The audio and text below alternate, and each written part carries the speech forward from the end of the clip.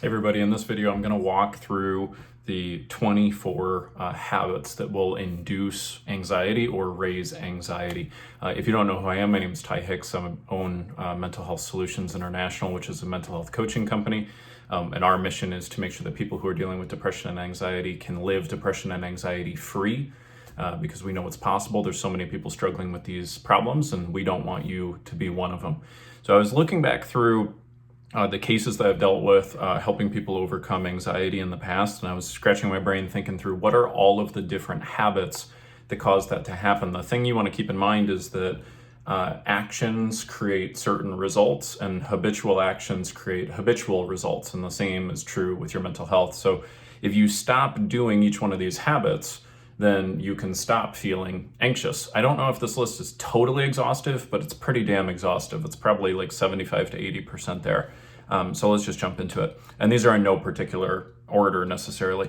So the first habit is visually visualize physical harm occurring to yourself or people that you love. So some type of physical harm taking place, something bad happening, create a picture in your head of that taking place. I didn't add this as one, but kind of as an addendum to that. You can also narrate to yourself that something bad is going to happen, like some type of physical harm is going to take place, and that will occur. Number 2 habit is to ask yourself, what if, repeatedly. So what if this, what if that, what if this, and to go down each one of those different branching scenarios. The delusion is we think that's going to make us feel safe and secure, but it doesn't. It always makes you feel anxious. Number 3 is to ask yourself why repeatedly over and over and keep searching for an explanation to things. So why did I feel that? Why did I hear this? Why did that happen in the past? And again, the delusion is that if we can just answer each one of those questions, that we'll eventually feel safe and secure. But it's the mental activity of asking why that immediately makes you feel anxious. So you don't want to do that. Number 4 is to scan your body or your surroundings looking for potential threats constantly. So looking for something wrong with your physical health, looking for some potential danger in a social situation. And what that does is it trains your mind to believe that dangers are there when they're not there. And so it's a bad habit. Number 5 is to try to guess what other people are thinking constantly and imagine what their opinions are. Number 6 is presume that someone has an unfavorable opinion of you. Just, we call this the habit of mind reading, where you make believe that you know for sure what somebody's opinion is. 7, consistently ask, what do I have to do? And then conjure a giant mental to-do list, right? That question, what do I have to do, will take you down a rabbit hole that will make you feel anxious and stressed every time.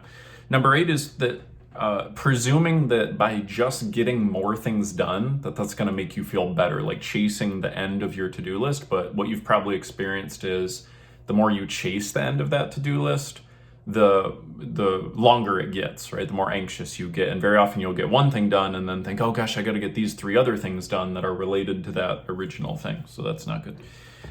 Number 9 is to require being 100% certain before taking action. I'm going to take 1 extra minute on this one because this was important.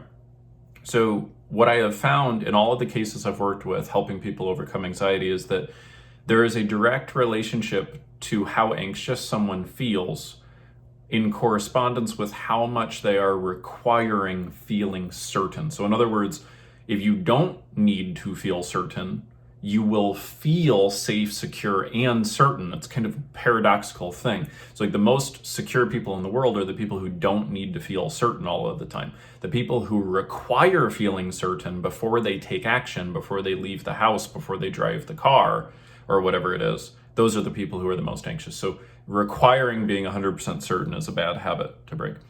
Number 10 is getting caught up in what we call the tyranny of the house. So that's like, you have something that you want to do, and it could be just as simple as like losing weight or, getting a boyfriend or girlfriend or whatever. But then you get caught up in your head of, oh, well, I don't know how to do that. And again, that's that 100% certain thing. Like you're wanting to know for sure exactly how to do it before you are willing to take action towards what you want. So that will make you feel anxious. 11 is use the word can't a lot. I can't do this. Why can't I do this? Anything in that nature. You can even put it on other people. Like they can't love me the way I want them to, stuff like that. So that word always induces anxiety. Number 12, use the word overwhelmed a lot, will induce anxiety for sure. Number 13, using the words always, never, and every unintelligently. These are what we call universals. So let's say you make a mistake at work one day on a Monday, and then you say to yourself, I always get this wrong. Right? And what that is a mental distortion where you're taking that thing and then you mentally exaggerate it so you feel it as if it really is true, even though it's probably not true that you always make a mistake. So you want to be careful with always, never, every. This includes like everyone, no one, everybody always does this to me, stuff like that. Okay, that's number 13. Number 14, take more time alone to think through the problem or your problem. So very often when people are feeling stressed or anxious, they think, I just need to go be by myself and think about this. And the delusion is if I just think it through enough, then I'll feel certain and safe and whatever. That's not what happens. What actually happens is sometimes you'll go, alone and you'll think, and then eventually you'll calm down. But it has nothing to do with thinking. What it actually is doing is it's essentially your brain is just like burning calories, really.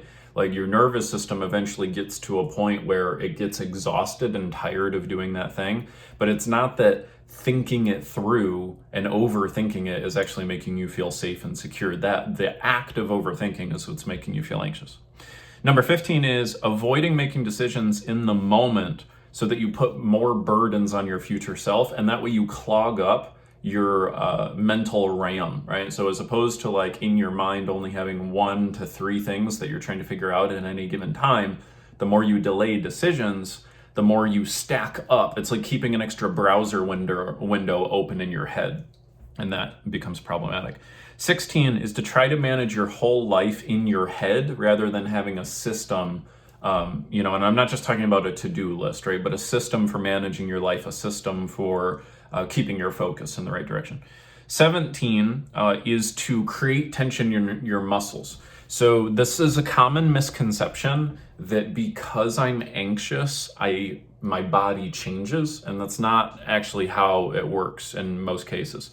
What happens usually is we tense our body, and then the tensing of our body induces a feeling of anxiety. And then once we feel a feeling of anxiety, we tense even more, and it becomes a vicious cycle. So the most common areas that people hold tension that induce anxiety are the neck and the jaw, right around here, this area. So if you can consciously, deliberately release that tension, you will reduce anxiety, and that is a habit. It's something in your control. It's like breathing. It's just something you're not conscious of most of the time.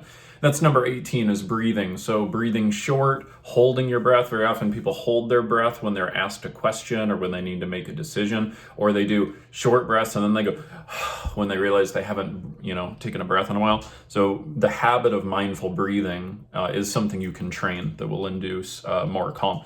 19 is to hunch your posture. So try this out one with me real quick. If you hunch your posture over and tense your muscles like your neck and your jaw and shorten your breathing real quick, just do that, you'll notice you start to feel stressed and anxious, right? If you bring your posture back, I like to imagine like there's a string attached to your chest, like imagine raising the string so it brings your posture back, then you'll reduce anxiety. Number 20 is to fidget. I have seen this in the hundreds of cases I've dealt with. These 4 physiological things. It's not that you fidget because you're anxious. It's that the act of fidgeting actually induces anxiety, and you'll be amazed. If you train yourself to not fidget, then your anxiety level will reduce, right? You obviously have to put these habits together, right, to get a big result, but you'll see it will reduce. 21 is to focus predominantly on the problem, not the solution. And I should say here too, focusing on the problem and the potential consequences of the problem. So this is kind of like another version of visualizing something going badly, right? As opposed to, well, how do I want it to go, and getting the mind to stay on that. Now, very often people say, well, I try to focus on how I want it to go, but then my mind just automatically goes to how I don't want it to go. Well, that's why these are habits, right? Habits are things that you train. You have to get good at them. 22 is to try to please everybody, right? Or I really should just say anyone, really. I mean, let's say you're obsessed with trying to please even just like your spouse or a parent or something like that, that alone is enough to make you feel pretty anxious. The more people you try to please, the more anxious you'll get. 23, focus on what you can't control as opposed to what you can. 24, try to be perfect all of the time and believe that that's obtainable and that you can do it. So the reason I make this list is that very often our mind is better at remembering what not to do than what to do. So this might help you a little bit. And obviously, the opposite of each one of these things are the things that you do want to do, right? So hope this has been helpful to you as a starter. You'll want to return to this and start practicing and seeing which ones you're good at and not so good at. See you later.